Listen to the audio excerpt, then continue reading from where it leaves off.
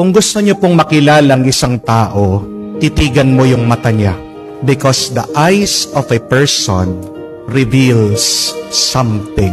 Naniniwala po ba kayo doon? May malalaman ka tungkol sa pagkatao o ugali ng isang tao. Depende sa mga mata niya. Tingnan niyo po ito. Pag ang mata ng isang tao nakatitig right side upward, anong ibig sabihin? May iniisip siya.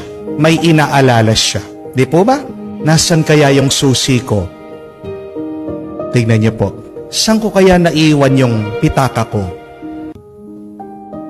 Nakatitig right side upward.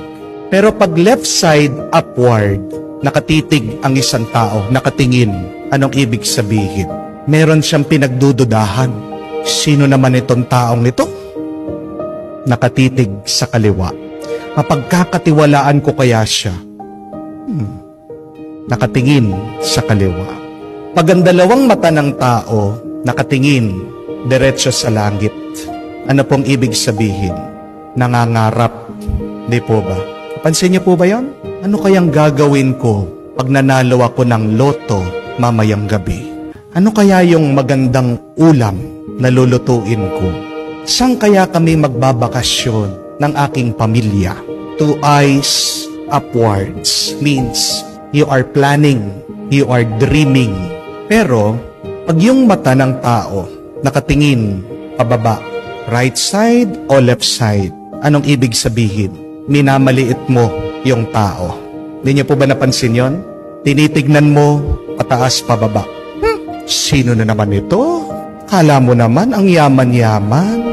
Kala naman niya ang ganda-ganda niya. Ang pangit lang. Ang tsaka ng itsura. Di po ba? Pag nakatingin ka pababa, left side or right side, minamaliit mo, hinuhusgan mo ng isang tao.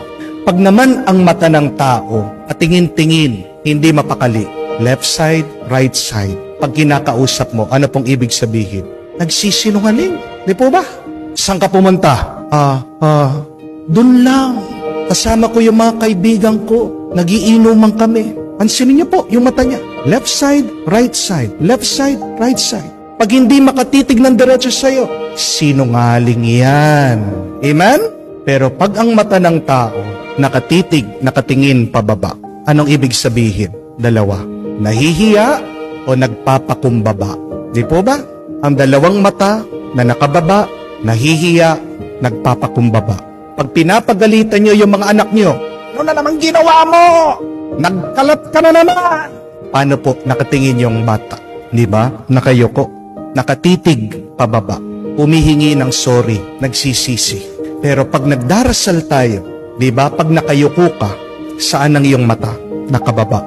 Ito ay isang tanda, sinyalis, na ikaw ay pumapasok sa iyong puso, sa iyong kalooban, at nagpapakumbaba ka din sa harap ng Diyos. Naalala niyo po ang kwento noong dalawang nagdarasal sa templo, isang Pariseo na ang taas ng kanyang noo, minamaliit itong publikano, itong makasalanan, hindi ko siya kamuka, buti na lang hindi ako kamuka niya, isang makasalanan, ako ginagawa kong lahat na dapat, sinusubukan kong maging banal, pero paano daw ang mata nitong publikano, nitong makasalanan? Hindi man niya maitaas ang kanyang mga mata sa langit. Ibig sabihin, siya'y nagpapakumbaba harapan ng Diyos. But it is a good question to ask. What does my eyes reveal?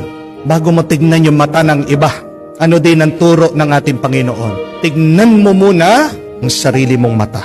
Baka may dumi ka, baka may muta ka, pero ang pinapaalala ng Diyos, puno ba ng liwanag ang iyong mata? Dahil pag may dilim ang iyong mata, ano ang nararanasan ng iyong katawan? May kadiliman at may sakit. Because the eyes are the windows to our souls.